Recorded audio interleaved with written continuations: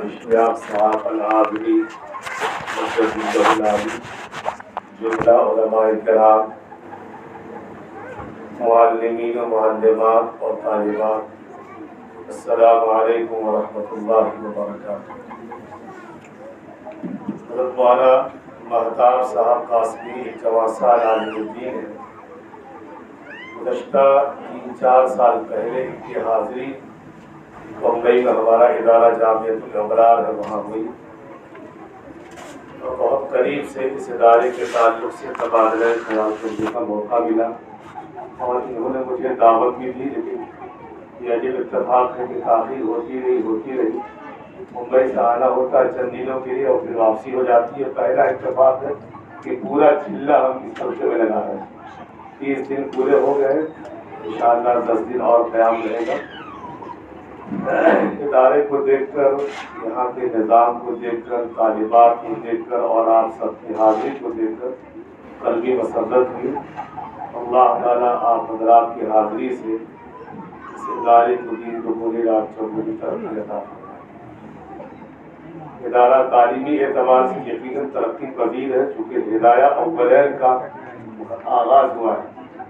ماشاءاللہ تعلیمی اعتبار سے یہ ادارہ ترقی پذیر ہے، اور ادارے کا اصل مقصد جو ہے تعلیم ہی، تعداد کے اعتبار سے کثرت و قلت کے اعتبار سے، افراد کے اعتبار سے کمی بیشی ہوتی رہتی ہے، لیکن تعلیمی سلسلہ آگے بڑھتا ہی رہتا ہے۔ تعلیمی نظام ماشاءاللہ آگے بڑھ رہا ہے، ادارہ اولین کا آغاز ہوا، لہذا یہ ادارے کی ترقی کا ایک اہم باب اور زینہ ہے، اور یقیناً یہ ادارہ زینہ بزینہ اپنے آخری منزل کو پہنچے گا، اور وہ وقت بھی آئے گا کہ انشاءاللہ ادارہ علاقے کا ایک ممتاز دینی ادارہ ہو۔ ابھی ہدایہ کے تعلق سے حضرت والا کی گفتگو ہو رہی تھی، میں اتنی گہری باتیں تو نہیں کر سکتا، چند موٹی باتیں اسی کتاب کے حوالے سے عرض کرتا ہوں۔ اس کتاب کے جو مصنف ہیں ان کی ولادت ہوئی ہے 1135 عیسوی، 1135، اور ابھی کتنا چل رہا ہے؟ 1135 عیسوی کا 2023 چل رہا ہے، پرسوں سال کئی صدیاں گزر گئی، لیکن کئی صدیاں گزر جانے کے باوجود ان کا تذکرہ بالخیر، ان کی ولادت، ان کی وفات، ان کا گاؤں، ان کے شہر، ان کے قصبات کا تذکرہ ہو رہا ہے۔ آخر اس حوالے سے ہمیں اور آپ کو غور کرنا ہے، انہوں نے یہ کون سا کارنامہ انجام دیا کہ صدیاں گزر جانے کے بعد بھی الحمدللہ ان کا نام زندہ اور تابندہ ہے۔ ذوق کا ایک شعر ہے کہ رہتا ہے نام قلم سے قیامت تلک ہے ذوق، رہتا ہے نام قلم سے قیامت تلک ہے ذوق، اولاد سے کیا ہے یہی پشت چار پشت۔ آدمی اگر پڑھتا ہے اور پڑھ کر آگے بڑھتا ہے، لکھتا ہے اور لکھ کر اپنی نسلوں کے لیے کچھ چھوڑ کر جاتا ہے، تو وہ مر کر بھی امر رہتا ہے، اور دنیا اسے محبتوں کے ساتھ، عقیدتوں کے ساتھ، الفتوں کے ساتھ یاد رکھتی ہے۔ ہم سب ایک دانشگاہ میں حاضر ہیں، یہ علم کا مرکز ہے، پڑھا اور پڑھایا جاتا ہے۔ آج ہم سب یہ نیت کر لیں، جس طریقے سے صاحب ہدایہ نے جو علماء احناف کے متاثرین کے سرخیل ہے، ایک ایسا کارنامہ اپنے پیچھے چھوڑا ہے کہ صدیاں گزر جانے کے بعد لوگ انہیں یاد کرتے ہیں۔ ہم لوگ بھی پڑھ کر کچھ ایسا کر کے جائیں گے کہ لوگ ہمیں یاد کریں۔ زندگی ایسی جیو کہ دشمنوں کو رشک ہو، زندگی ایسی جیو کہ دشمنوں کو رشک ہو، موت ہو ایسی کہ دنیا دیر تک ماتم کرے۔ ہم اپنے پیچھے ایسے نقوش چھوڑ کر جائیں، اپنی زندگی کے ایسے کارنامے چھوڑ کے جائیں، لوگ جانے کے بعد بھی ہمیں یاد رکھیں۔ تو ایک تو آج کی اس مجلس سے یہ سبق ہمیں لینا ہے کہ ہم اپنے پیچھے کچھ اچھا کارنامہ چھوڑ کے جائیں، انشاءاللہ کریں، انشاءاللہ۔ شریعت کو دو حصوں میں لوگوں نے منقسم کیا ہے علماء نے. ایک کا تعلق عبادت سے ہے، ایک کا تعلق معاملات سے. یہ کتاب ہدایہ آپ کے سامنے موجود ہے. اس کتاب کے تعلق سے علامہ عبدالحی لکھنوی رحمۃ اللہ علیہ نے لکھا ہے اور بھی علماء کے اقوال ہیں کہ یہ کتاب ہدایہ 80 جلدوں میں تھی. ان 80 جلدوں کا پڑھنا اور پڑھانا بہت مشکل عمل تھا. جو باذوق لوگ ہوتے وہ پڑھ لیتے، لیکن ہم جیسے بدذوق لوگوں کے لیے 80 جلدوں کو پڑھنا ایک بہت مشکل تھا. تو لوگوں نے درخواست کی کہ حضور اگر اس کو مختصر سے مختصر کر دیا جائے تو لوگوں تک ان کتاب کو پہنچانا بھی آسان ہے اور پڑھنا بھی آسان ہے.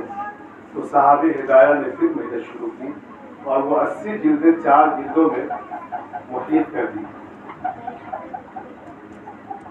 تو یہ بہت جامع کتاب ہے. اب عبادت اور معاملات آپ اس ہدایت کو پڑھیں گے کہ اس کا جلد اول جو ہے صرف اس کا تعلق جو ہے عبادت سے، بقیہ تینوں جلدیں اس کا تعلق جو ہے معاملات سے.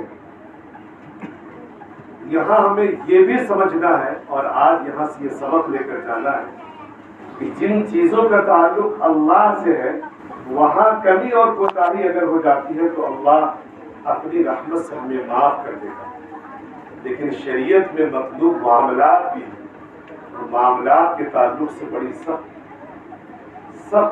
پرسش ہوگی اور سخت جو ہے باز پرس ہوگی. اللہ کے حضور معاملات کے تعلق سے حساب دینا پڑے. اس لیے صاحب ہدایہ نے معاملات کو 3 جلدوں میں بہت اچھے ڈھنگ سے بیان کیا کہ زندگی کے جیسے بھی معاملات ہو ان معاملات میں خوب کا قدم رکھنا ہے اور شریعت نے جو اصول و ضوابط زندگی گزارنے کے بتائے ہیں اس کی روشنی میں ہی اپنی زندگی کے فیصلے کرنا ہے. اگر ہمارے معاملات اچھے ہوں گے تو ہماری آخرت بھی کامیاب اور کامیاب ہوگی. اس لیے آج جو ہمارے معاشرے میں عبادتوں کے تعلق سے تو بڑا زور ہے لیکن معاملات کے تعلق سے بڑا انحطاط اور بڑی کمی. خواتین کا مدرسہ ہے. یہاں ایک بات کہہ دی جائے تو بہتر ہے کہ قرآن کریم میں اللہ رب العزت نے سورۃ النساء کے 4 پارے میں بڑی تفصیل کے ساتھ وراثت کا تذکرہ کیا ہے. وہاں خواتین اسلام کا تذکرہ ہے. لیکن آج ہم اپنے معاشرے پہ طائرانہ نگاہ ڈالیں اپنے گھر، اپنے خاندان اور اپنے محلہ اور اپنا پورا گاؤں اور آگے چل کے شہر کا جائزہ لیں. میرے محترم بزرگوں اور دوستوں کتنی کوتاہی ہے کہ ہم ان کا حصہ دینے سے وراثت میں جس کا حصہ اللہ نے تفصیل کے ساتھ بیان کر دیا ہم نہیں دے رہے. تو اصل تو معاملات ہے.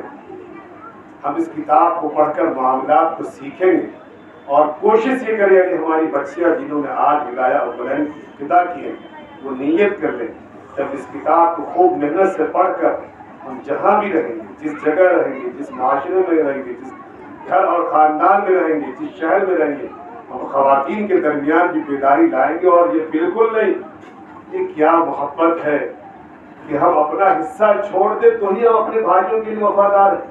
ہرگز نہیں. وفاداری کا مطلب یہ نہیں کہ جو شریعت نے حق دیا دوسرے کو چھوڑ. مولانا قاضی مجاہد الاسلام قاسمی رحمۃ اللہ علیہ جو ہندوستان کے علماء کے سرخیل تھے فرمایا کرتے تھے کہ جب تک بہنوں کو حصہ ان کے ہاتھ میں تھما نہ دو اس وقت تک اس کی معافی کا کوئی اعتبار نہیں کہ ہم نے معاف کر دیا. حصہ بانٹ کر پیپر بنا کر اس کے ہاتھ میں دے دو، پھر اگر وہ لوٹا دے تو ٹھیک ہے بھائی کو لوٹا دیں. ہم لوگ کوششیں کرتے ہیں کہ بہن معاف کر دیں. ہاں یہی بہن کی طرف سے وفاداری کی تلاش اور جستجو ہوتی. یقیناً یہ معاشرے کی بڑا انحطاط اور ایک چیلنج ہے. اس چیلنج کو علماء قبول کریں، معلمات قبول کریں، عالمات قبول کریں اور یہ رواج دے کہ جن کے جو حقوق ہیں وہ حقوق ادا کیے جائیں. یہ ہے معاملات اور شریعت میں یہ ہے مطلوب. اور اس کتاب کے 3 حصے میں یہی چیزیں بیان کی گئی کہ معاملات کو درست کر لیا جائے. تو ہم اللہ سے اپنا تعلق قائم کرتے ہوئے معاملات کو بھی بہتر سے بہتر بنائیں تاکہ اللہ کی نظر میں ہم محبوب ہوں اور باز پرس جب ہماری ہو تو بآسانی ہم جو ہے اس منزل کو عبور کر کے جنت میں داخلہ ہمارا نصیب ہو سکے. تیسری بات یہ ادارہ ایک امت مسلمہ کا ایک پاور ہاؤس ہے جہاں سے دین کی شعائیں پھیلتی ہیں، روشنی پھیلتی ہے۔ مولانا مہتاب صاحب، یقیناً ان کا نام مہتاب ہے، چمکتے ہیں دمکتے ہیں، لیکن سب ان کے ہی کندھے میں بٹا اس علاقے کے ایک ایک فرد، ہم لوگ جو بیٹھے ہمارے تعلقات کیسیوں لوگوں سے، سب تک ہم پیغام پہنچائیں۔ ایک نوجوان صالح عالم آپ کے معاشرے میں بنات کی تعلیم کے لیے کوششیں اور کاوشیں کر رہا ہے، ہم سب اس کا ساتھ دیں۔ یہ ضروری نہ سمجھے کہ وہ اپنا دامن پھیلا کر ہمارے گھر اور دروازے پر آئیں گے تو ہی ہم ان کی معاونت، ان کے ادارے کی معاونت کریں گے، بالکل نہیں۔ اگر خیر کا کام ہو رہا ہے تو ہم وہاں پہنچ کر ان کا کام کریں۔ مولانا علی میاں ندوی رحمۃ اللہ علیہ کا یہ قول ہے، فرمایا کرتے تھے کہ ایک مرد اگر پڑھتا ہے تو ایک فرد پڑھتا ہے، اور ایک خاتون اگر پڑھتی ہے تو ایک خاندان پڑھتا ہے۔ یہاں تو خاندان کی آبیاری ہو، آنے والی نسلوں کی آبیاری ہو، سچی اور اچھی نسلیں ان گودوں میں پروان کرے گی، اس کا خیال ہمیں رکھ کر اس ادارے کے دامن دلہ میں قدم سخلے تعاون خود بھی کرنا ہے، اور ہمیں یہ کوشش کرنی ہے کہ انشاءاللہ جہاں تک ہم اس پیغام کو پہنچا سکیں پہنچا کر ہم ان اداروں کا تعاون کریں گے۔ اللہ رب العزت کا احسان و کرم ہے کہ ہم لوگ بھی مولانا مہتاب سے قدم ملا کر تھوڑی سی ادنا سی کوششیں شروع کیے۔ بمبئی میں 13 سال سے ادارہ چلا رہے تھے، لیکن لوگوں کے اصرار پر کہ اس پٹی میں تو بہت سارے ادارے ہیں، لیکن سیف پور جانے والے راستے پہ کوئی لڑکیوں کا مرکزی ادارہ نہیں ہے۔ الحمدللہ المعہد الاسلامی للبنات 2021 10 ستمبر کو اس کی بنیاد ڈالی گئی۔ 7 مہینہ 13 دن میں 13 کمرے تیار ہوئے، اور 23 مئی 2022 کو تعلیم کا آغاز ہوا۔ 95 بچیاں ہاسٹل میں رہی، اس سال 250 بچیاں ہاسٹل میں آ گئی ہیں۔